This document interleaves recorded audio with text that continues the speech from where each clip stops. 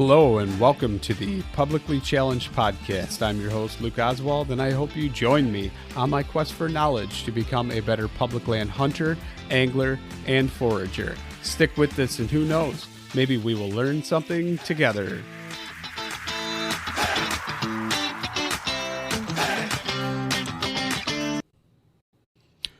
All right, real quick before we get started on the show, I'm just going to talk about Treeline Academy. You've heard me say it. I can't even tell you how many times. Mark Livesay is treelineacademy.net. That's treelineacademy.net. Sign up. Use the promo code PC2020. Save yourself $20. Can't say it enough. It's awesome, amazing, most comprehensive e-scouting course out there. Check it out for yourself. Sign up. Use promo code PC2020. And now let's get to the show. All right, so I'm sitting here and I am talking to Robby Denning. And Robby, you want to go ahead and introduce yourself a little bit? Yeah, Robby Denning. I live here in Southeast Idaho. Father of three, happily married, all that good stuff. Love hunting big mule deer. So I'm kind of curious, Robby, how did the whole quest for mule deer start? Was it always mule deer? Was it elk? Were you raised on something completely different? Did you grow up out west? Yeah, born and raised right here. I live about a mile from the house I was born in, so haven't made it very far. And my dad was a big buck hunter. Southeast Idaho was really good back I was born in 69 and it was really good there, 60s, 70s, even into the 80s, kind of like a lot of places. And, that's just what dad liked. I mean, he hunted other stuff too. We archery hunted elk and, dad was always bear hunting in the springs and stuff. But it was really, big bucks that he was the most excited about. So that got me fired up about them. And then when I was about 20, I met Kurt Darner, and that really lit me on fire. He was the author of How to Find Giant Bucks, and been kind of a controversial guy, but still, totally legit deer hunter. There's no doubt. And I just got fired up about it. So just as I got older, I had to pretty much focus on mule deer. You're a super busy guy, running a couple of companies and just trying to do all the things a guy's got to do to make a living, really is what it gets down to. And so I just gave up everything else because mule deer just required that kind of focus to do well out. They're pretty hard, and I think they're getting harder too right now. We're just kind of in a down cycle right now due to hard winters, and just access to tags has been tougher. That's probably the biggest part of it. So it just takes everything I got, and some guys are really good at hunting multiple species, but I just found I always felt like I wasn't giving it my best shot at the end of the year. And I archery hunting elk, it wasn't that hard, I didn't think. I wasn't killing a bunch of big bulls or anything, but it wasn't hard to fill a tag, and I got kind of bored with that. I think I killed 4 elk in 4 years, or 4 and 5 or something like that, and that's back when compounds only shot about 40 yards. And so I just really wanted to do better at buck hunting. And nobody was archery hunting bucks back then. Hardly anybody. And so as I got into that, it just took a lot of time. And as I've gotten older too, and I think it was this way when I was younger too. I just didn't pay as much attention to it. It just takes a lot of energy. It takes a lot out of you. And there was one hunt I went on this year, 11 days. I was there 9 of them all by myself, 12 miles in, no human contact other than through my inReach, because there was hardly any cell service there. And, it's not like it's super, I don't want to make it sound like it's super physical. For some guys it is, but I sit on my duff a lot in glass, and, I use horses. So, I'm not having to transport myself from hunt area to hunt area. I use a horse for that. I only maybe hike, 1 to 3 miles a day. Usually if I'm hiking more than that, I'm just walking past the deer. But what I find is when I do that is I'm tired when I get home. I'm really tired, and I just need to regenerate. I don't feel like going hunting. I don't want to go hunting. I don't even want to say the word hunting. You know what I mean? That's just where I used to just like try to push myself through it. And, when I was trying to hunt everything and, oh yeah, man, I get elk season's open this weekend, man, we got to go. And I just wouldn't end up enjoying myself, if you know what I mean. Oh, Where absolutely. now, man, I'm either hunting or I'm resting from hunting, in the fall. That's been good for me. I can get charged up, and, I usually hunt somewhere between 30 and 50 days, which isn't a ton, but I want to be sharp when I'm doing it. And when I'm tired and when I'm worn down, and, you would think you always want to be there, but you don't always want to be there if you're tired, and I just find I'm not giving it my best if I'm not just focused on it. And that's just me. That's just kind of how I'm built. Other guys are totally different. I know guys that go from hunt to hunt to hunt, and they do just fine. Yeah. No, I find myself, especially if I'm solo hunting and there's nobody to share the burden of the work or different things, that just little trivial chores that you don't realize until you're doing it all by yourself. But after a while, I find myself kind of getting a little bit burned out.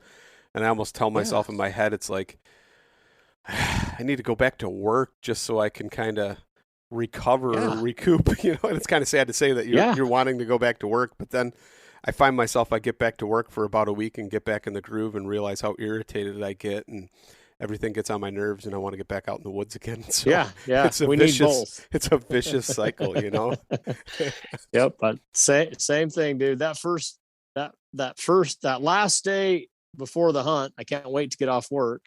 Then that first day I'm back to work, it just feels like a little bit of a rest. I can kind of shut my mind off. But yeah, it only takes about a week. Man, I'm fired up and ready to go again. You know what I mean?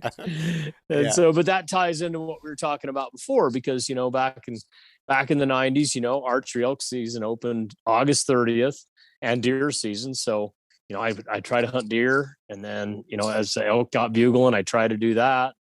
So by the end of September, I'd hunted every weekend, probably another full week somewhere in there.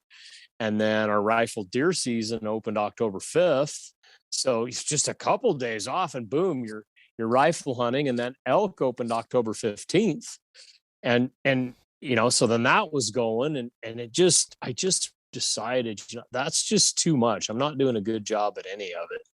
And so now ideally for me, if I can put about a week or two between hunts, especially long hunts, 8, 10, 12 days, maybe even 2 weeks between hunts.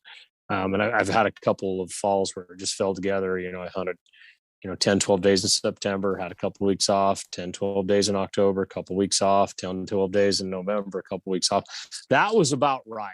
Rested, ready to go, fired up.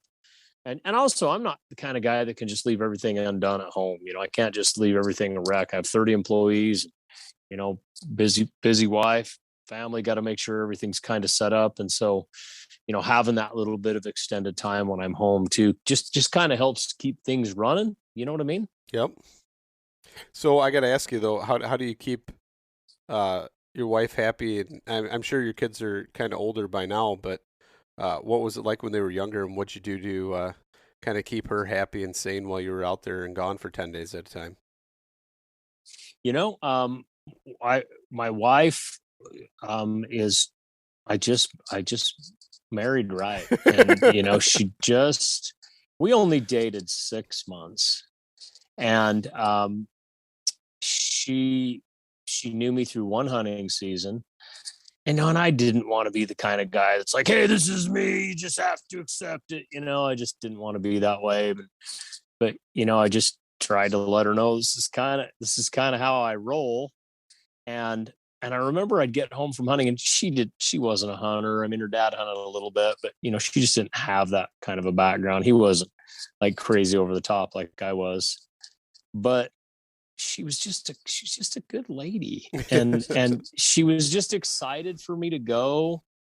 And I lived about 8 miles from her. She lived in town, I lived out in the country. And I remember one night I got home, I'd been gone like 10 days, and it's just crappy cell phones back then. Just I maybe got a hold of her one time the whole time I was on the hunt. There was no inReaches or anything like that. And I don't know, I just remember thinking, she's probably thinking I'm just so lame. And I got home, and I called her, and hey, I'm out here. I got home, got the horses put away, and she's like, oh, I'm just gonna come out. I'm just gonna come see if it's okay. And we were just talking about this the other night, and because my kids were just talking about our marriage. Mom, and you were happy. What are some of your happy times? And I was telling this. I said I remember when she drove all the way out here, like late at night. She had to work. She was a high school counselor. She had to work the next day, and she was so excited to see me. And I remember thinking, this is great. I've been hunting, and she was just really cool about it, especially the fact that she didn't really understand it. Like, I remember some of her questions were like so funny. Like, so where do you go to the bathroom? I'm like, you're in the woods. You go anywhere you want. I mean, just funny, the funniest stuff, and like, I think that it was either that trip or another trip. Like, I didn't get a deer, but she was like, but isn't it like a lot harder if you get a deer? Isn't it like better if you don't get one? I'm like, well, I guess you could look at it that way. just innocent, just really innocent about it, but endearing. And so to answer your question, she's just a good lady. And I remember, like, dude, we had twins, and that is hard. And, I cut back as much as I could. And, when I did go hunting, my mom lived in Arizona, we were so freaking poor back then. I still got together enough money to get her up here and to help my wife, because I think I was going to Colorado that year.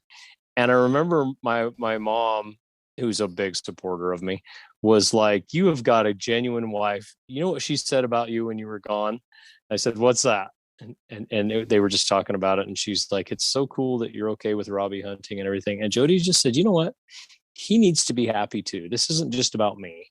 And so my mom kind of relayed that back to me. And I just thought, that's why we're happily married. It's not this thing that it has to be like, this is what I do and I'm going to hunt. You woman, you stay. I mean, God, I would never want to treat anybody that way. But, she just what she said. It's not just about her, that I have to be happy too. And so, she was willing to suffer some so that I could do what I want to do. And so the answer to your question, I just make sure she's taken care of, man. That's what I do. I did it when I was dirt poor, and I do it now. I just make sure that, she's, the things that she cares about, I try to make sure that they're taken care of. If she wants to have a garden, I go cut a spot out of the lawn and make a little place for her to have a garden. If she needs a better car, we figure out how to get her a better car. And then some of just the day-to-day stuff, I just make sure I listen to her. I mean, and I'm not always been that good at it, but, I'm a busy guy, dude. I got a lot of stuff going on, just phones going on constantly, emails. And so I just always try to let her to know that, hey, sometimes I can't, girls have a lot of words, as you know. I don't have as many words as you, but I want to hear everything you got to say. But sometimes I just can't do it right then. But I'm gonna give you my ear. Don't worry about it. And so I do. I try to make sure, it's not every day, and she doesn't even really need it every day. But sometimes I'm just like, hey, phone's gone, computer's off. What do you need? And then she just gets to talk. And so just things like that, man, is just, I mean, we don't have a magic formula or anything, but we just try to take care of each other's needs, and it's reciprocal. Yeah, no, that's cool. I mean, that's great. And it kind of parallels mine, but not quite, because my wife and I dated for like 6 years. She's like, when is he ever going to ask me to marry him? It just got to, we were together so long, but like, we'd go to our couples counseling at the church before we got married and all those things. And they did these compatibility quizzes and different things. And they're like, I've never had somebody score so high. You guys just align with your views and everything. And we're like, well, we've been together so long. I mean, we kind of figured each other out by now, and we just know it. But my buddy, it's funny, just today or yesterday, we were talking at work, and he's like, you've got a pretty maid. You pretty much do whatever you want. And I'm like, well, I also do whatever she wants to an extent too, to where, it's a give and take. I think that's important. And a lot of people don't realize that. They just take. And then that whole relationship gets strained because of that. Now, I know while I'm hunting, I mean, there's definitely times where it's trying and she's putting the kids to bed because I'm coming home and it's, bedtime and they're little Mm-hmm. or whatever. But it's, I mean, we try and make it work, and she realizes that sometimes if you look at the grand scheme of things, it seems so terrible in the moment, but it's only 14, 15, whatever days or 20 days for an entire year, and then it's over. It's gone in an Right. instant, and then it's back to normalcy again. And I think that's hard sometimes for a lot of people to grasp, but in the scheme of things, Yeah. it's not that bad. But my wife grew up in town and all that kind of stuff too, and I'm a country boy, and at first she was like, "I'm not moving to the country. I don't want to do that." And next thing you know, we get out here, and she's like, "I think we need to move further out. Like, is there somewhere Mm-hmm. else where we can Mm-hmm. go?" And now she's at the point where she wants to move to, like, she goes, I honestly don't care if we move somewhere to where we go out west or North Dakota or something where it's Mm-hmm. 2 hours to a grocery store, as long as I don't ever see a traffic or a stoplight again. And I was like, Wow. okay, well, that might be able to happen, honey. But so it's interesting to see how they change. And I tease her all the time and tell her, before you know it, you're going to start hunting. And she's like, no, no, I'm good. Could happen. It could. Could happen. Yeah. Has your wife ever showed any interest in it, or you just ever take her Nope, out? Or nope. She's gone. Uh-huh. Yep. She's gone with me a few times, and she's woodsy. She likes backpacking and hiking and stuff like that. But the overnight stuff and all that, she's not totally into that. And she could never kill an animal. She's just not. She's just not there. She's not against it by any means. She gets it, and she could kill a mouse. If a mouse ran through the house, she hates him so bad she'd stomp that sucker into hell. But no, she wouldn't hunt. But that's what's so cool about her, is like she just she understands it's important to me, and that's as much as she needs to know. Like, he likes it, so I'll support him on it. And I'm just a lucky man, dude. I really am. Every time I tell that story, I think about just she's pretty dang awesome. And and it makes me want to treat her well, because yeah, I know she's made sad. I mean, I'm gone 10, 12 days. We got teenagers. Our twins are 15. Our daughter's 19. She's in college and working, and but still lives with us. And so it's Jody's running the house when I'm gone. It's hard, and but she wants to, and I just what she told my mom. I want him to be happy too. So of course I'm going to try to keep her happy. that's awesome. That's a great thing to, one, hear it, two, be able to reciprocate, and then Yep. going forward, realize that, that strong foundation is what carries you through even when it's tough, and then be able to just continue on like that. That's a good dynamic to have. I wish more people could actually have that and, not settle or not do things like that. So that's pretty good to hear. So I got to ask you though, Robby, what kind of drove you? Like, I mean, is it high country mule deer or is it like ag mule deer? What kind of mule deer is your favorite type of deer to go after? You name it, brother. If they live there, I want to go. If I had to pick one, though, I love high country, open country where you can see deer, but that's gotten harder than ever the last 10 years because that's where everybody's at. And, I've had some awesome low country stuff. I've seen some giant bucks in the low country. Some of this lower country that has a lot of cover actually has bigger bucks, I think. Maybe not as many nice bucks, but that seems like the ones that slip through and get a little older are just some giants. Our deserts aren't very good around here, but I'm always scouting them, and I've seen some pretty nice bucks out there too. But I've never killed one on the desert. But seriously, I like it all. I wish I could go to Mexico. I wish I could go to Canada. I wish, I would hunt it all. It's all awesome. For the most part, I'm hunting mountain mule deer though. I like the back country, the whole horse angle. I really like that stuff. And that's probably my favorite if I have to just pick one. But I could see being an older guy that's going to get pretty dang tough. Those are big steep mountains, even with horses. Yeah. So I got to ask you though, what's the biggest things you've seen change as far as like hunting from the time you were a kid to now, as far as like just the direction of it? Like, is it still the same motivations for people? Do you think Instagram or anything like that has completely changed that? Do you think expectations versus reality have changed somewhat. What's kind of your perception on that? No, people are people, and people were the same in 1970 as they are right now. All that social media has done is magnified it. And when I in my family, my dad had three brothers, so there's four of them.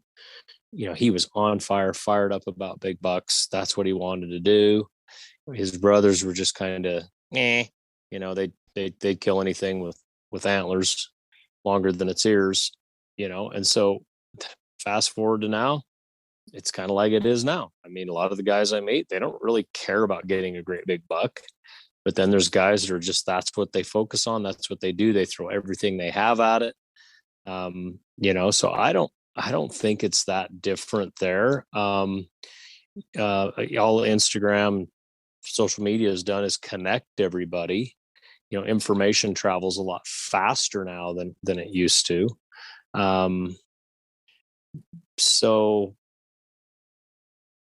I'm just not a doom and gloomer. I just hunting's awesome, and some of the stuff I read about it, I mean, people are like, effing social media has just ruined hunting, and I'm like, well, maybe because information travels so fast, like Idaho just sponsored a chronic wasting disease hunt where they needed to harvest 87 deer in these 3 or 4 units, and they're going to issue either sex tags in December, which is like hasn't been open in December since the 60s. Right. And, it was for residents only. This just happened this week, by the way. And had these 87 tags they put out there. Of course, they put them on the internet, told everybody, look, you got to go to a regional office to buy these. Well, hundreds of people showed up. Guys are all pissed off, hunting's ruined, blah, blah. It's like, no, it's just information travels fast. A lot of people, found out about it. And, but when I was a kid, the late buck hunt in 69, which is just east of us here, frick, you couldn't draw that tag. You put in for 20 years, you still couldn't draw it. And there was no social media then, there was no nothing. And go read Ryan Hatfield's Idaho's Greatest Mule Deer. And look at the effort those guys were putting forth in the 50s and 60s and 70s to kill big bucks. I mean, driving from California, 4 guys in a single cab pickup, drive all the way from Southern California to Central Idaho to hunt bucks for a week with an 8-foot bed on their pickup, and they're all sleeping in it. I mean, they were as hardcore as anybody now, and so I just think all social media has done is maybe made it a little more visible, and people are more connected, but hunting's still hunting. It's and this is what I mean. I see some of the stuff people are saying about social media, and it's just ruining hunting. And I'm like, yeah. And every year the number of hunters goes down. And yeah, people are like, God, bull crap, man. There's more people in my area than, well, Utah, for example, they peaked at 220,000 deer licenses, I think sometime in the mid to late 80s. So almost 250,000. They issue 90,000 now. All right, they less than half of what they used to, and so, but yet, ask any Joe on the street. Oh yeah, more people now than ever. Well, I don't know what you're talking about, dude. I remember going up here in the 70s, just east of Idaho Falls, freaking pickups everywhere. Yeah, everywhere, and so if social media is getting more people into hunting, it's not offsetting the loss in license sales we're seeing nationally. Maybe Western hunting is really popular right now, and in certain areas, you can't hunt and stuff like that. I get all that, but the numbers don't lie. They keep putting them out and say we're down, 2-3 million hunters. And people are like, but those are just rabbit hunters. Yeah, but they're still hunters. That rabbit hunter is going to elect that senator that may fight or not fight for hunting. And that hunters' dollars are still going to go to the same place that they've always gone. So, I mean, Pittman Robertson for the ammo and all those other things that are funding efforts. So, gear, everything. It's like, how can you complain about, even if there are more people, the success rate Mm-hmm. isn't going to go down. I mean, half when 90% of the hunters are road hunters anyway and aren't willing to go Mm-hmm. back, some people might be complaining about, oh, the backcountry is more crowded than I've ever seen. Well, maybe it is a little bit because of technology, but that Mm-hmm. social media isn't what's got them there. It's the technology that got them back there. Maybe social media, somebody inspired them to get back there, Mm-hmm. but they still made the effort, and Right. yeah. Right. Yeah. Yeah. I agree with you. So it's changed, but it's still it's still not that different to me, I guess, because people are people.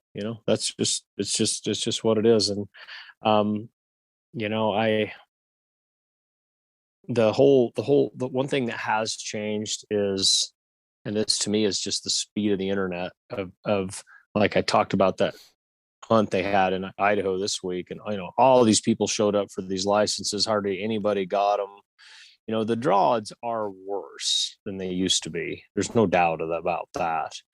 Um, but that doesn't make the hunting worse. That's just more people putting in for hunts and everything, because the access is easier, I guess, is what I'm trying to say. It's easier to access that. We have these research services now, Hunt and Fool, Go Hunt, Epic Outdoors. They'll do your applications for you.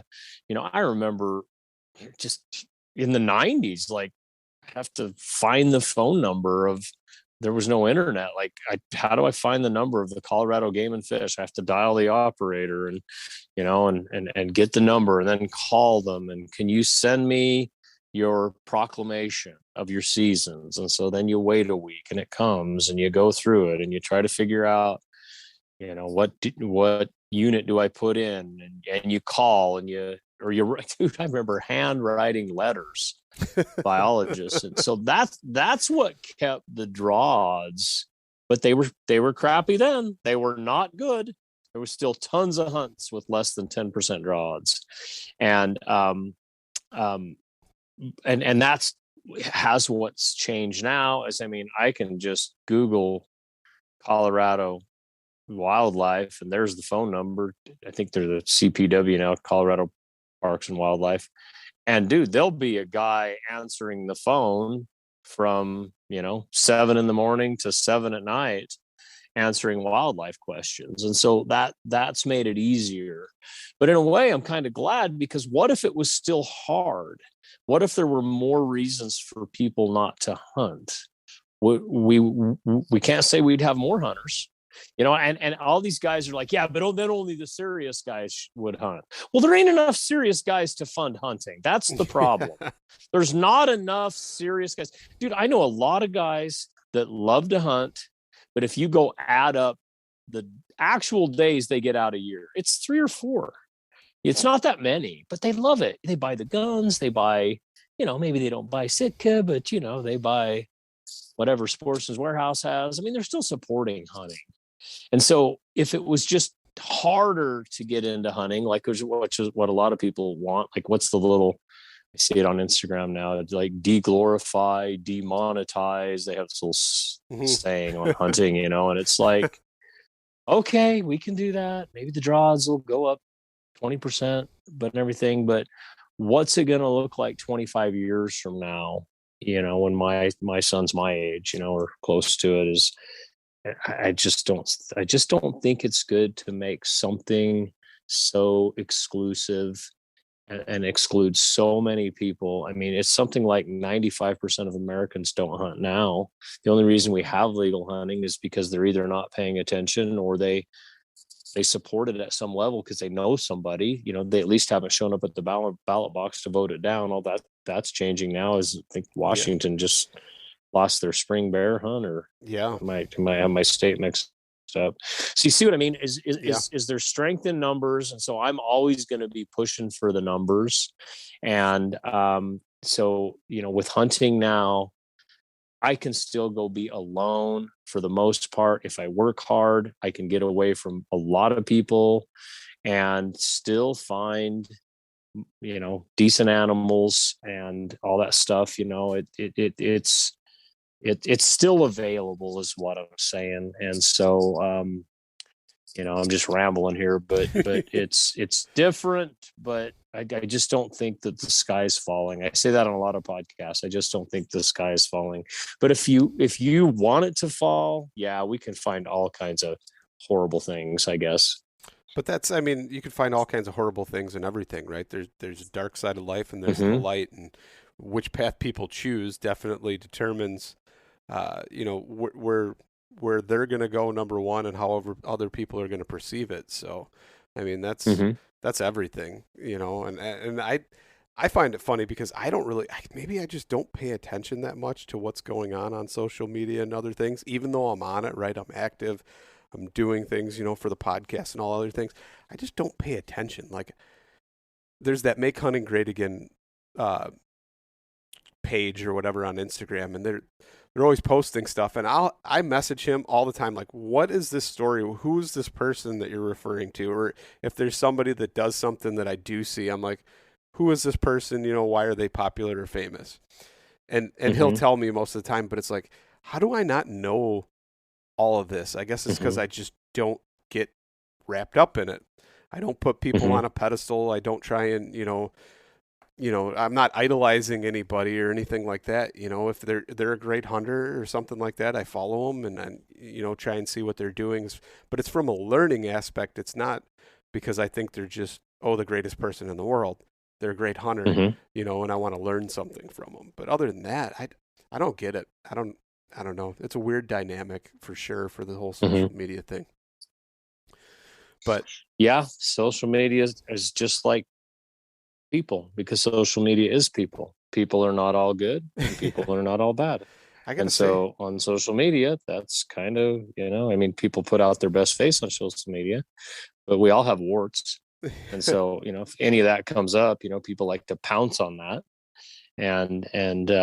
So, you're probably smart if you're not paying too much attention to it. And I know that I don't pay as much attention to it as I used to. And that's one blessing about being busy is I just can't burn a bunch of time on it. And it's not very, what's the word? Edifying. If you spend too much time on it. What I like about social media is I can stay connected to people, and I love people. I can see cool big bucks on social media. That's probably 60% of my motivation right there. I just want to see what are people getting, what's going on, what's the trends, like this year on the Arizona Strip. These people I'm following, man, I'm not seeing very many big bucks come off the Arizona Strip this year. That's interesting to me. And maybe I'm just missing a few here and there, I don't know, but usually there's just giants showing up in my feed. I'm not seeing that right now. And so that, social media just helps me feel a little bit more connected. But, there's been 3 hunts I've had in the last 2 years where I was over 10 days with no cell service, only inReach. One Nevada hunt, one Colorado hunt, one Idaho hunt, just the way it ended up. And dude, you know what? That was awesome to unplug. And I noticed when I came back, I almost had to force myself to get on social media. Like, it was easy to stay off of it, where when I've been home a while and I'm just looking at it every day, it almost becomes my routine. Like, oh, what's going on? And I own half a Rock Slide, huge hunting social media site. And I need to check Rock Slide. I work there. I got to make sure the forum's not blowing up, but when I'm home, I'm just used to, I've probably been on there 8 times today.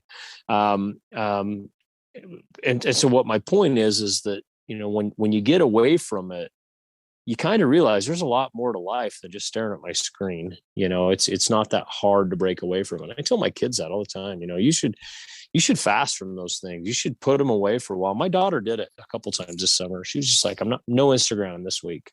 And she would, or it's not even Instagram. What are the kids? TikTok. That's even more she was mindless. the same. I know, exactly. Just everything's videos, just everything's videos. And, but she said the same thing. Like, yeah, wasn't that hard after a day or two. And so when we're finding our identity and all that stuff, and then we're spending all our time on it, it just can't be good, right? No, definitely but not. it's also not like, hey, social media is of the devil. You can have, you can't have. No, that's not good either. There's some good things.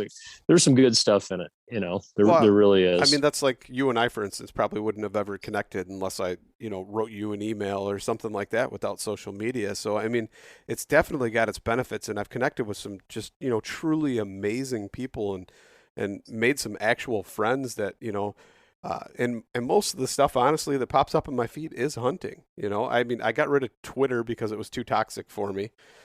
Me too. Anytime there was something going on or something, I felt compelled that I had to comment on it, and then I was like, "This is ridiculous. What does it even matter? What am I proving by putting my voice out there on social media and voicing an opinion on something that it doesn't matter? If I want to make a difference, go out in the world and actually make a difference. Use my voice for something that's good instead of putting it on a screen to where everybody can see it and read it and maybe throw it back in your face 10 years from now." So I completely got rid of it, and that's probably one of the better things I've done.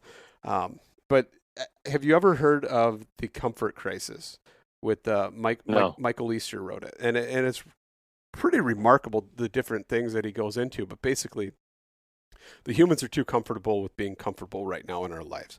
We've got no discomfort, no challenges, nothing that. Yep. I mean, we go from climate control to climate control in our car and then get out for a few minutes or whatever. And some people, I mean, they don't even go outside. As hunters, we get to enjoy that so much more than anybody else and that break. But there's a thing he talks about how much people use their phones and are addicted to social media and the dopamine hit that they get from it, even though it's just a little micro dose every time, but it keeps them addicted. And it's like 22,000 times on average or something like that. The average person touches their phone. And I mean, that's just sickening, and how much they're on social media. But then it goes even further and talks about the 3-day effect, and scientists have actually studied it. And 3 days in nature without any electronic devices or anything can have lasting impact on your body's health and mental state or mental state of being for like an entire month or something like that. I mean, it's crazy, dude, the health just benefits what that I happen. said on those 3 hunts. Yeah. I felt better. You're more clear thinking. You're not just worried about where your phone is. And I completely agree with that guy. Yeah, no, it's pretty cool. A lot of the stuff that he talks about. And I mean, it goes into detail, but it's really neat to see that and then put that into effect. And it's like, so this year I made a point to myself that I was going to limit my phone usage while I was hunting, because let's face it, like whitetail hunting especially is just passing time and doing an all-day sit. You're going to look at your phone a little bit, but I did take off like Instagram and everything off my phone, so that way I didn't have that. I didn't have that feed or all that kind of stuff. So if I did something, it was just texting my wife or a friend or something real quick, or taking a picture, and then I tried to just put it right back in the pocket and then go hours without it. But I noticed a huge difference. I noticed that clear thinking and just the relaxed, state of mind. And it was kind of nice. Like, I told my wife we went to a real crazy kids' Christmas party, and it was just chaotic and loud in there, and way too many kids for the size of the room to just, you couldn't hear anything. And Santa came and you couldn't hear anything at all. And I told her, I was like, all the benefits I've had from being out there and hunting, I think they all just went away right now today. So, so yeah. But I got to ask you though a little bit more about mule deer hunting. Like, what if somebody were to try and get it? Because I've never mule deer hunted ever. I mean, I don't even know, like, other than the fact that driving out to Colorado, going elk hunting, I've probably seen one of the biggest mule deer I've ever seen on the side of the road in the lowlands of Colorado, right on the plains there. It was crazy. But I mean, so if somebody were trying to get into mule deer hunting and do that, what kind of resources or information would you say they should definitely digest before they even, try and learn the animal species, or even what would you recommend to kind of learn the biology and things like that of the animal and behaviors?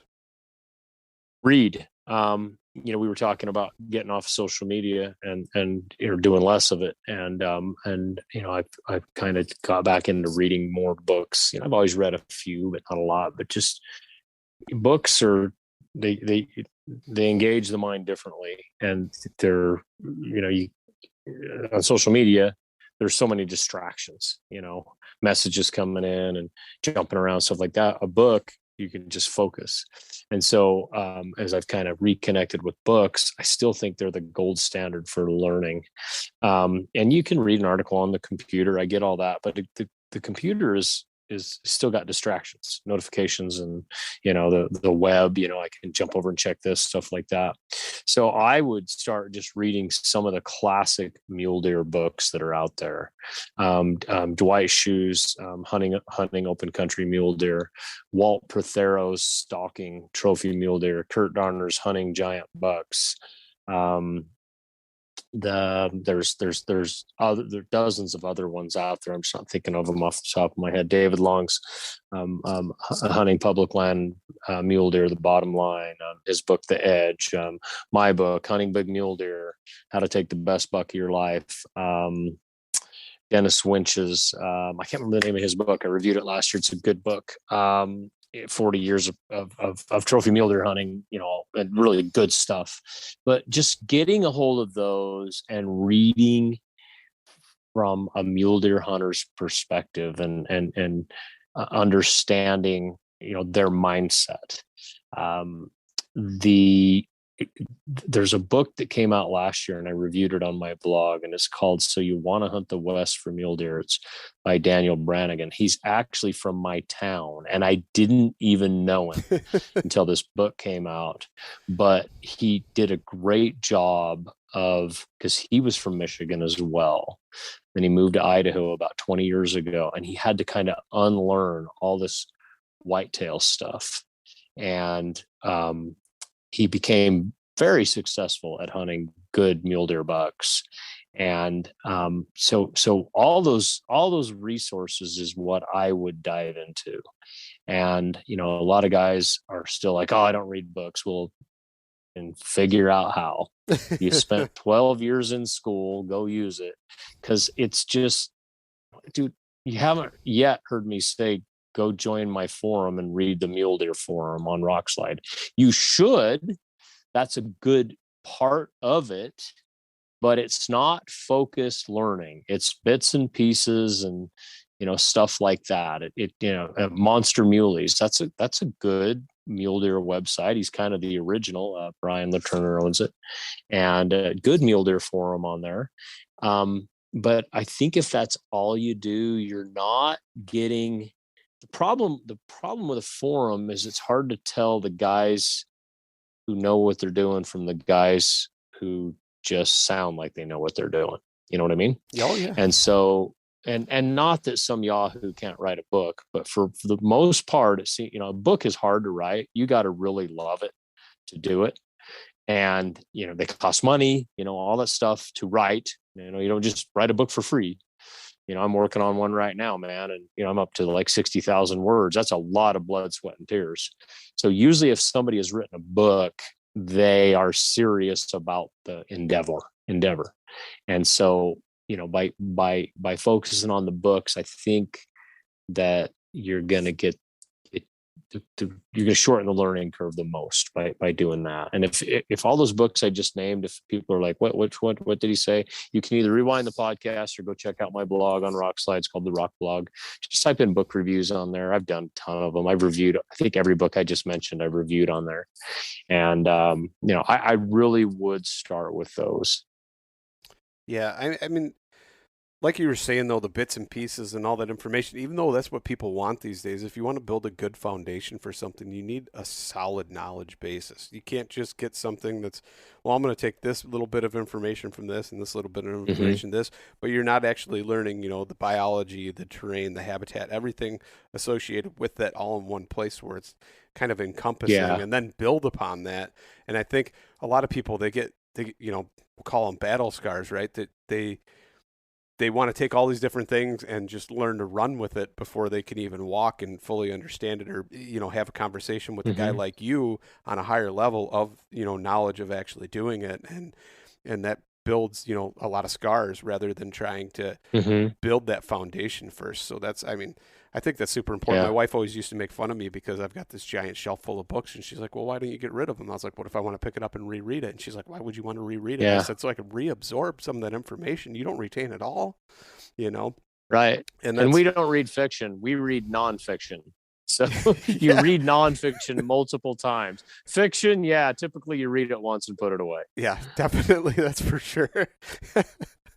But so, I mean, is there any other like so? Once say somebody gets those books and they go to your blog or they listen to this podcast and they start digesting some of that information, is there somewhere where they can go where there's kind of like a higher level of that, or would you say that's like a great basis to start with? I think that's it. That's why I said it first. I would probably start with those books. Probably Dwight Schuh's Hunting Open Country Mule Deer, even though it's geared towards bow hunters, it still gives you a good feel of glassing and how mule deer behave. My book's kind of more of the angle if you're after big deer. Although if you're not after big deer and you read my book, you're just going to shoot smaller deer faster, because the techniques you use on big deer just they turbocharge your hunting for smaller deer. And I would just start reading, and just there's so many books there to like David Long's Edge. It's probably if you're gonna archery hunt mule deer, that's a good one to go with. Or Dennis Winch's book, his is written almost geographically specific. He hunted a lot of the lower stuff in southern Utah, northern New Mexico, places like that. And so you need to kind of decide on where you're going to hunt on some of these books. David's long first book, Hunting Open Country, or no, because it was called Public Land Mule Deer, The Bottom Line. That one's kind of geared more towards the high country buck hunter. And so it's hard for me to tell you which one to start with because everybody's going to have a different background. If you are going to be coming from the east to hunt in the west, Brannigan's book I mentioned, so you want to hunt the west for mule deer. That's the one I would recommend for a guy that's maybe like you. And okay, now I want to make this transition over because he undoes kind of how whitetail hunting, the parts of it that don't apply to mule deer hunting, and why he struggled for a few years before he finally figured out, okay, I can ignore this. I have to pay attention to this, stuff like that. That's a really good one. But, somebody that's already living in the West and living in a great place to hunt mule deer, they may be able to go right straight to a Western rider and do just fine. Yeah. So I got to ask you though, what, like, just on a quick breakdown of like some of the things that that are completely different as far as whitetail hunting versus mule deer, what would like maybe a couple of those just kind of be? From what I understand about whitetail hunting and reading Brannigan's book kind of helped me understand this a little bit more. It sounds like whitetail in most habitats are fairly evenly distributed, whether it's a low number of deer per square mile or a high number of deer per square mile in any certain geographical area. So let's just say, the southwest portion of Michigan. I don't even know if maybe there's a lake there. I don't know, but there's just something smaller than a state, but bigger than a unit. When I talk to whitetail hunters, it sounds like they can find deer more evenly distributed through that geographical area. Where mule deer hunting, there are large tracts of ground that have very few, if almost zero, mule deer in them. And sometimes it's hard to tell those places apart than places that actually have a decent number of deer in them or even high numbers of deer. And this has to do with the habitat of mule deer. Mule deer are very migrational. Like some of our mule deer migrate a couple 100 miles. That's just mind blowing. They migrate over gigantic mountain ranges, to go to winter ranges that are 100 miles away. Well, that takes a long time for that to happen. So that deer, is, depending on your seasons, it may be migrating across a couple of states and many different seasons. Sometimes their migrations start in September. and they migrate clear into November, so there's 2 months there where one day they may move 15 miles. And so that's a big difference from whitetail hunting. Are the deer in Michigan migratory at all, or are they pretty much where they are year round? So yeah, like I live in Illinois, but yeah, in the Midwest in general, they kind of have a home range, right? And typically, it's a square mile or a couple square miles, and they stay within that home range. Now the only difference is when the rut kicks in, your whitetail bucks can travel a lot further than that, 5-10 miles even, to try and find does to breed. So that's about the only time you really get that long distance cruise. Gotcha. But when he moves 5 miles to check some does, there's another buck that also moved 5 miles and might even occupy the space that he left. Yeah. So you're just getting a mixing of deer, where we have deer that actually leave entire mountain ranges and units. They leave them. They're just gone and they just move. And so I think that is a big difference between mule deer hunting and whitetail hunting, is that you can be an awesome hunter and you can actually go to where there are no deer. We're talking to, whitetail hunters. That's a little bit harder to do.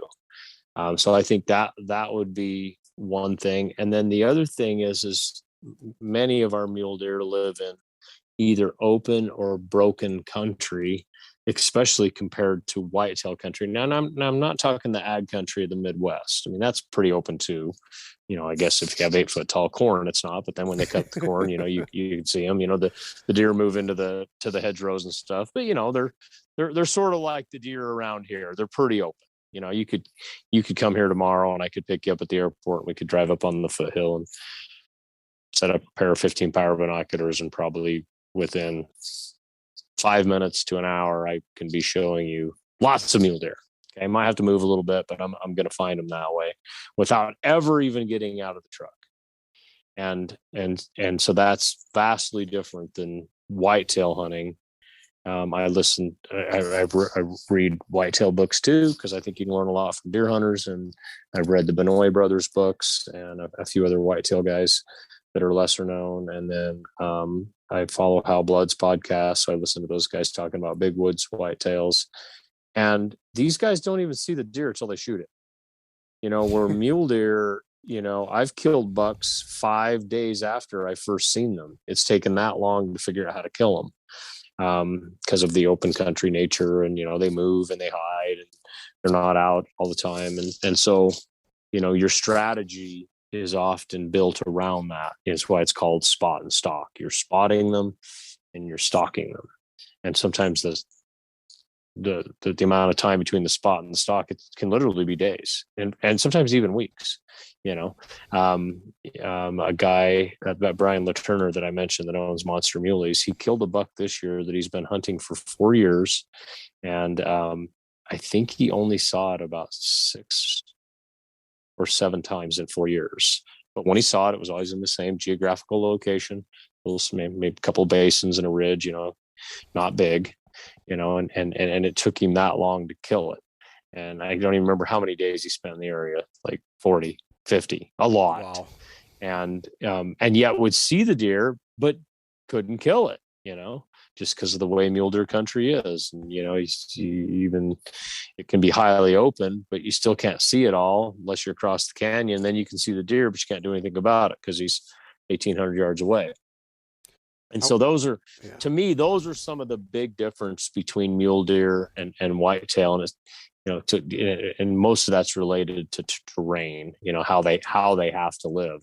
The reason they go on these long migrations is because the mountains get 8 to 10 feet of snow. I mean, there's one mountain range east of here that has had 500 inches of snowfall in a year. What is that?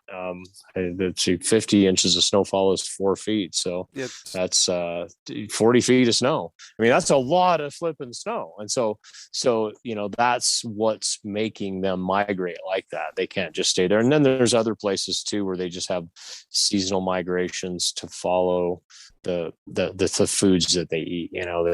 They dry up in certain places, and so they move to other places. Those are typically shorter migrations, but they're always moving. About the only non-migratory deer that we have are in Arizona, certain parts of it, New Mexico, some of that lowland type deer stuff, deserty deer, they don't migrate much. That's probably a little more geared towards whitetails. And talking to the guys that hunt down there that do pretty good on them, a lot of times they have whitetail tactics. They're hunting blinds, and they're hunting the cover, tracking, things like that, because of where the deer live.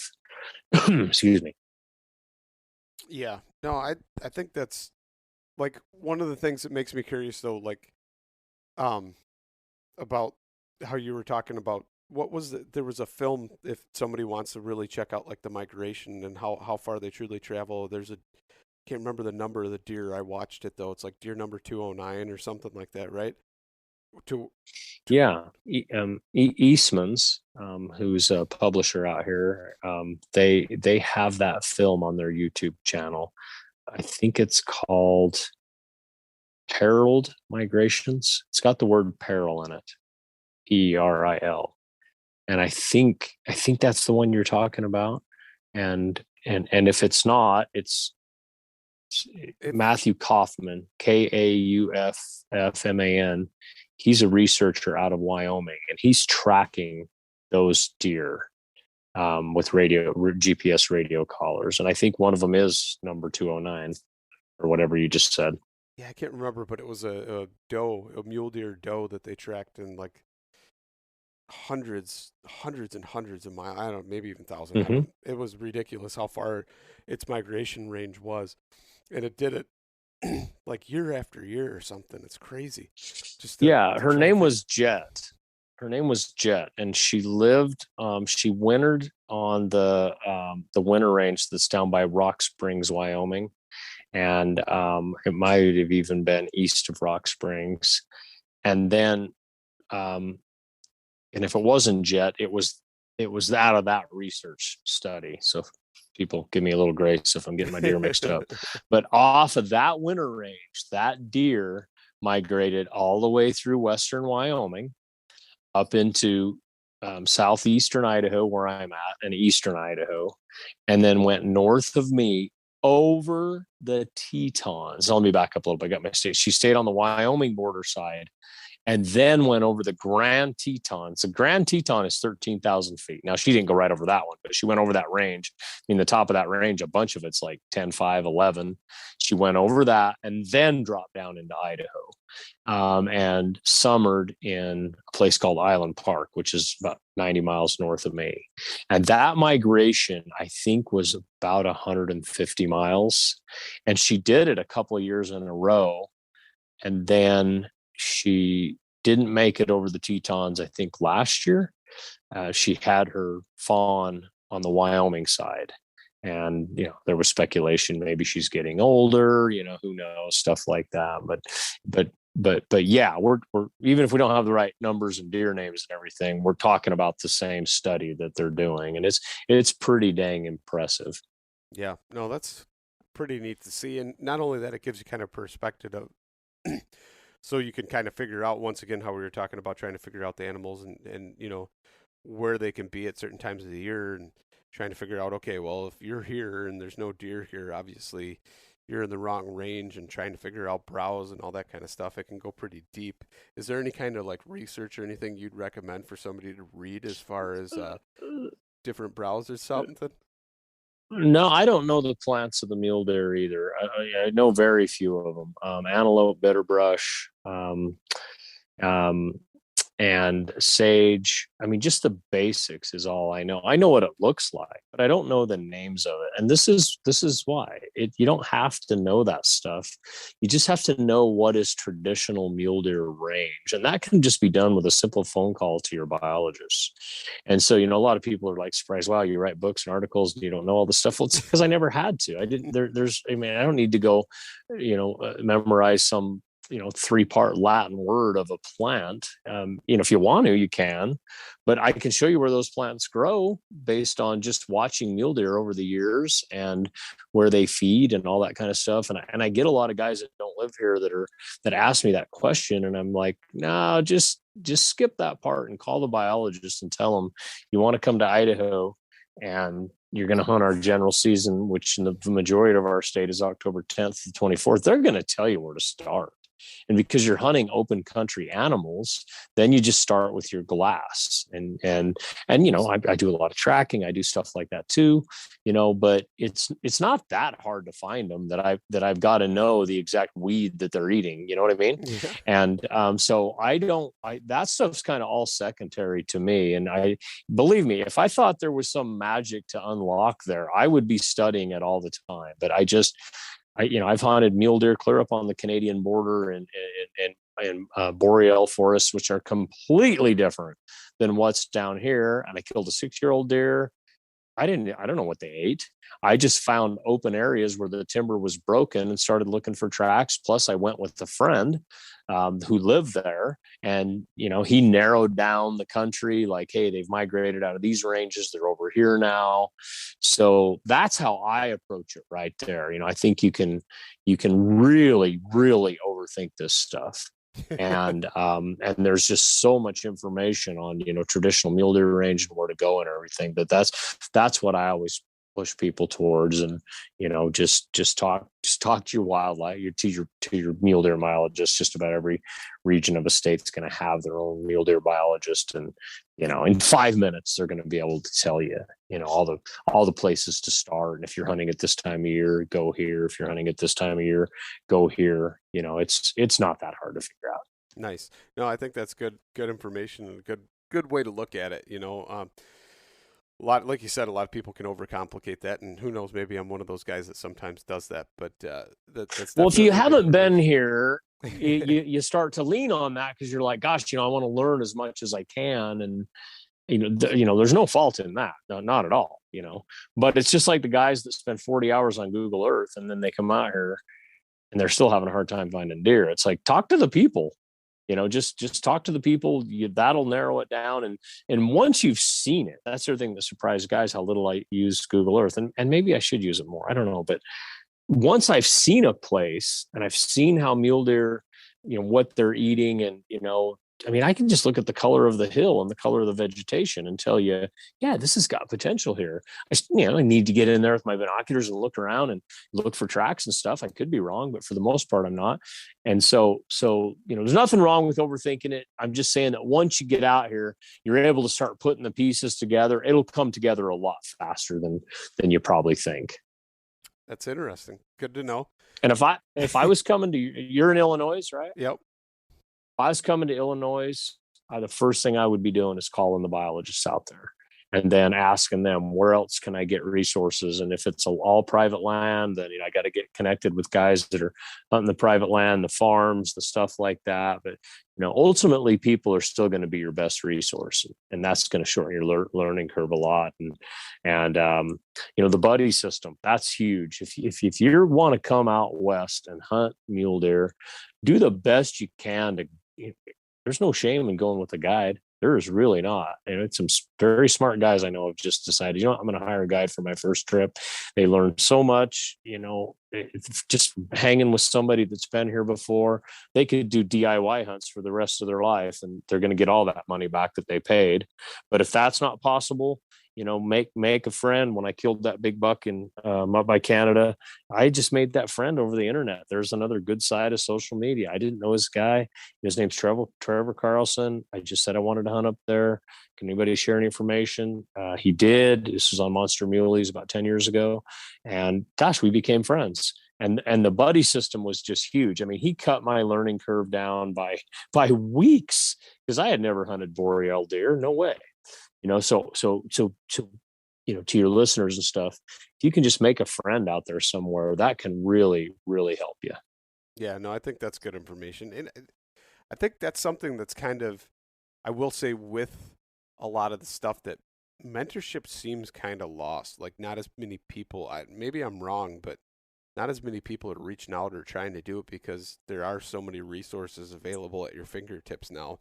But, or maybe it's, I don't know, maybe people aren't as willing to help, but I'm sure they are if you ask them. So that's a good, You know what? point. We were talking about that earlier. That's probably something that has changed is, excuse me, you don't have to have a mentor now. Where in 1975, you kind of had to know somebody that hunted. There was nothing available. I mean, what were you going to read? There was one mule deer book out there that I can think of. There was no resources. And, a lot of people, I mean, nobody called the biologist back then, that's just not what you did. Kurt Darner was the one that kind of popularized that. And, now they have to have an information officer answering the phone so the biologist can actually get his work done, and so that might be something that's changed right there, is because there's so much information available. People don't focus on getting a mentor, but I don't think that reduces the effectiveness of getting a mentor. I think it could totally shorten your learning curve, even though all these books are available and all these internet resources and Google Earth.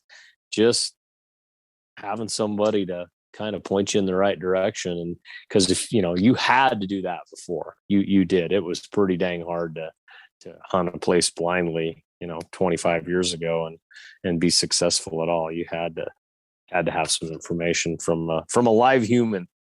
Yeah.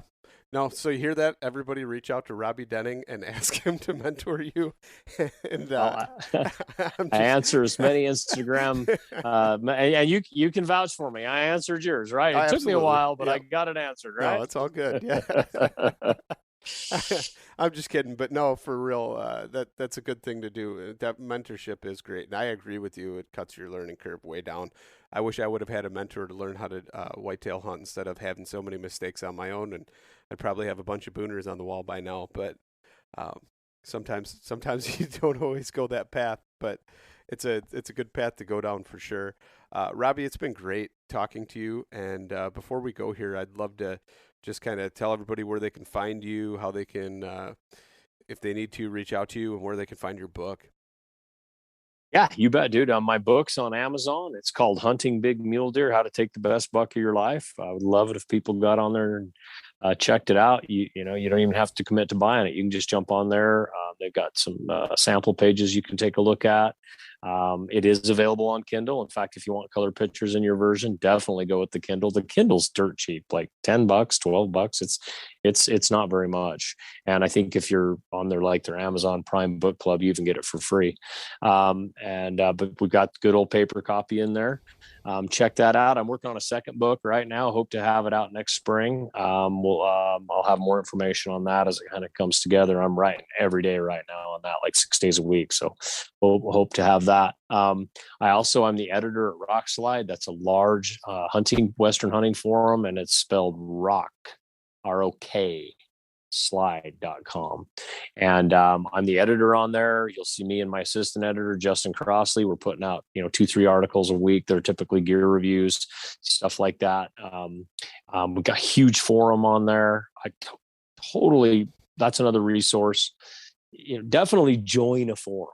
It's a good resource to have. But as I said earlier in the podcast, it's not your only resource, but it's a good resource to have. I think a forum will help keep you current on current events and season changes and getting tags, things like that. They're really good for that kind of stuff.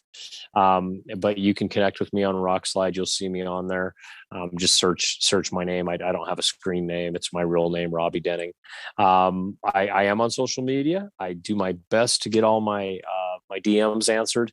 If you hit me with a bunch of where to, I usually just kind of duck out of those because they just take too much time. But just basic stuff, saying hi, whatever, happy to try to help with any of that stuff too. And you can just find me on Instagram or Facebook under Robby Denning. That's great, Robby. I appreciate it. Thank you for taking your time and trying to educate us a little bit. And it's been good talking to you. Sure thing. Thanks for having me on.